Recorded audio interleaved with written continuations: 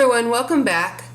I'm Moxley Bug. Today I will be discussing the background of my poem Death of a Friendship, a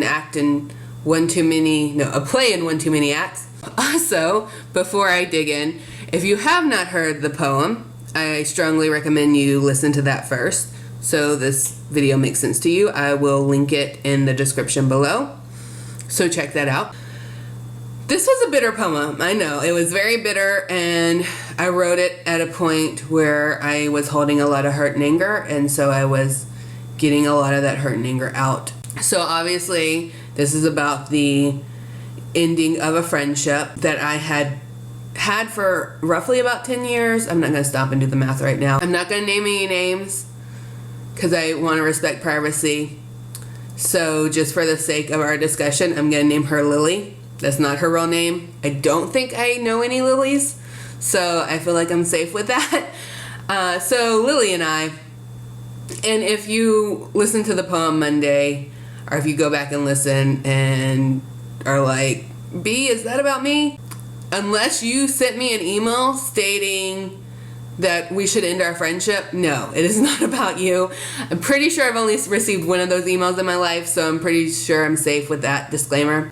There were kind of 3 acts to our friendship. So we first became friends, and then when we were younger, but then life happened and we drifted apart and ended up just really connecting while I was in Atlanta. In act 2, as I would call it, of our friendship, we were both very unhealthy.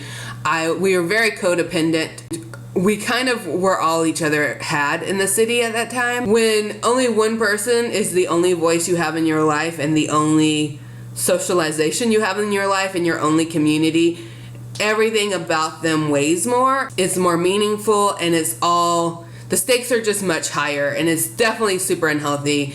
It allows for a lot of codependent behaviors. Brought up in the poem, the amnesia. I don't know if this was fully a manipulative tactic or if there's something up with her memory. But Lily would genuinely forget the things she said. And she could say really terrible things, and then next conversation she has no memory of them. And I was not good about confronting in the moment. So when I brought them up later, it was made to seem that I was just making the whole thing up, or that I was putting words into her mouth. And oftentimes it was, how could you say that about me? How could you say I would say something like that? When these were genuine words she said, it sounds like gaslighting, and it felt like gaslighting. But I also know it would happen in situations that had nothing to do with me. So I don't know how much of that is manipulative, how much of that is gaslighting, and how much of that is just she has serious memory issues or doesn't track her own words and just kind of just spews things out. So that caused a whole lot of problems, because I'm a type of person, I really do, and I mentioned this in the poem too, I mean what I say. I try to be really careful with my words when I'm fighting with people because of that, because I will own I can be really hurtful because I speak truth, but I can use the truth as a weapon, and I do not like that about myself. My words always have meaning, so I assume everyone else's words always have meaning, that they're speaking their truth and what they mean. And what I've learned with Lily is, especially when she was fighting or her emotions were up, she would just say things. She wouldn't even be like mentally tracking what she would say. It would just come out of her mouth. And that was the issue with fighting with Lily. Her goal in the fights was just to win. Like she wasn't even worried about making changes or even talking about stuff that actually needed to be fixed or worked on. She just wanted to win the fight however she had to. So she would just say really vicious things or accuse me of things or bring up problems that come to find out weren't even real issues to her. So I couldn't trust her words, which is really problematic as someone who is trying to work out a friendship and also who holds words close to them. So after I started getting other friends, Lily started getting other friends, I started to get a little bit healthier. We had one last giant fight, and then we stopped being friends for almost a full year. We stopped being friends. And then we decided to have lunch together. And we hung out and everything. We didn't discuss anything. We didn't discuss any reconciliation or any, this is where you hurt me, or any, this is what needs to be fixed. We just hung out and had a very light discussion. And I was okay with that because at the time I was supposed to be leaving the country in a matter of months, and I was going to be gone for a couple of years. So I was just like, okay, well, I can leave the friendship on a good note, and then I'm not going to see her. In her mind, we had fixed our friendship and we were back to being friends again. For me, it was like, yeah, we're friends, but we're friends in the I'm not going to see you anymore and I just want to leave on a good note friends. But then I didn't leave because life happened and I ended up not leaving. I ended up staying. And so then she was my friend again. So Act 3, we're friends again. But I'm still got one foot out the door because I know it's not sustainable. The next fight is going to be the last fight because we have not worked on anything, and I don't operate the way I had operated when I was unhealthy in our friendship. And she was still expecting me to be that person, the unhealthy person, the codependent person, the person who would go along when she blamed me for everything, who would bend over backwards to try to make things better and try to make her happy. I wasn't that person anymore, and I knew if we fought, I wasn't going to bend because I just couldn't anymore. And so we floated along for a few years, and then finally the bomb went off in just a couple of emails. It was basically, I was a terrible friend, and because I wasn't taking any of the blame meant I didn't care about her, and we didn't need to be friends anymore.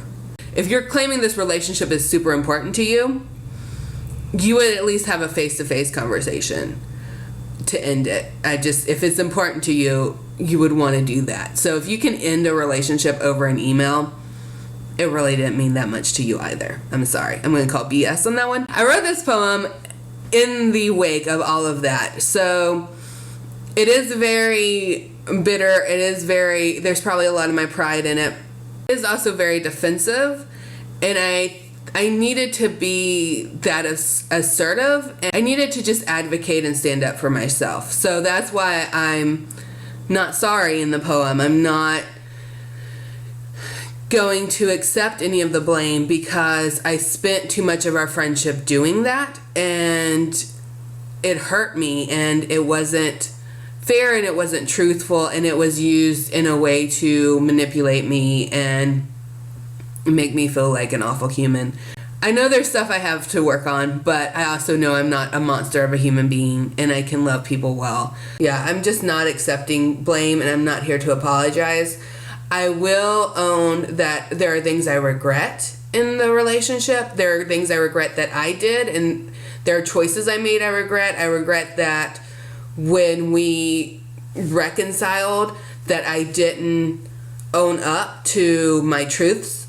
There was no conversation about expectations and how they had shifted and what I could provide to the friendship. And I wish I had had those conversations. And I went in knowing that this was information I was withholding. I knew I was aware of this, and I didn't think she was aware of it. And I should have made her aware of it. I knew that the relationship was doomed to fail, basically. And I regret that I was so unhealthy when we were friends. I allowed her to just expect codependent behaviors out of me, and I taught her to expect certain reactions out of me and to be able to treat me a certain way. And so I regret that. I regret the part I played in teaching her those behaviors and teaching her what was okay and what wasn't okay. So like I said, I was deeply unhealthy through most of our friendship, and so I was not as good of a friend as I am now, and I could be very selfish and very ugly and also very passive aggressive, and she just saw the worst in me as my normal. And I do deeply regret that was allowed to happen, that I allowed that to happen. I do have another poem I wrote that is to her, that is more gentle and more owning my mistakes. For this poem, I needed to be angry, and I needed to be defensive and I needed to stand up for myself. At the end of the day, I do still love Lily. I don't want to be friends with her again. I don't think that's a good idea. But I do love her. I do want the best for her. I hope she is able to get the support and the counseling she needs to be a healthy person. I hope that she's able to be a safe person. I hope that she's able to have healthy friendships and healthy relationships. Yeah, I just want good things for her, and I hope that didn't sound like I was judging her, because I have my own baggage. I just want her to be healthy, and I want her to know what health is. And I want her to know what healthy relationships are. And I want her to have just the very best things in life. I want her to have a great career, and I want her to know she's loved. And yeah, I want really good things for Lily. I can't be a part of that equation. Sometimes you just have to let people go. And it was really hard to let her go because she had been my friend for so long and we had been through so much. But yeah, sometimes you gotta say, no, I've changed and you've changed, and I need to be healthy, and I can't be healthy with you. And that's the thing, is I can't be healthy with Lily, not fully. Final thoughts is just, friendships can be unhealthy too. I think we forget that. I think we only look at romantic relationships that way, our familial relationships that way, but friendships can be really unhealthy. Friendships can be codependent. Friendships can be toxic and abusive. Just be aware of that. Protect yourself. Put up boundaries. Stand up for yourself. Let people know what's acceptable and what's not acceptable and how to treat you. Yeah, let go of the unhealthy baggage and let go of the codependent friendships. And if you need to end a friendship, sometimes that's what you have to do. Just know you're worth it. You're worthy of value and love and acceptance, and you're worth healthy friendships and people who bring out the best in you and people who love you well.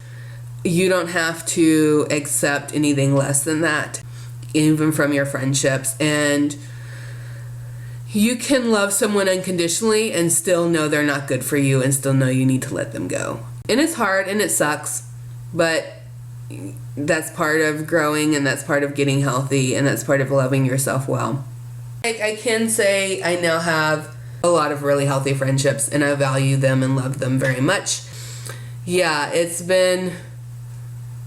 I have done a lot of growing too, and I know I'm not perfect, but I am growing and I am trying, and I have been just gifted with a lot of beautiful, healthy people in my life who are willing to call me out when I'm being unhealthy and are willing to give me grace and to love me well, and I just adore them. I adore my tribe, and my tribe knows who they are. So I love you guys. This was a hard, heavy discussion, and we deserve a little bit of light and fun. I hope you enjoyed my very silly movie review, and I'll try to be equally silly this Friday. Thank you for hanging out with me. Thank you for caring about the background of Death of a Friendship, a play in One Too Many Acts. It's a long title because I wanted it to be. If you have any questions about the poem that I did not answer or bring up in this discussion, feel free to ask me in the comments. Yeah, don't forget to like. Don't forget to subscribe. I like subscribers, so it makes me happy. So make me happy and subscribe. And like and share and do all the engaging things. Okay, I'm gonna go now. Bye-bye.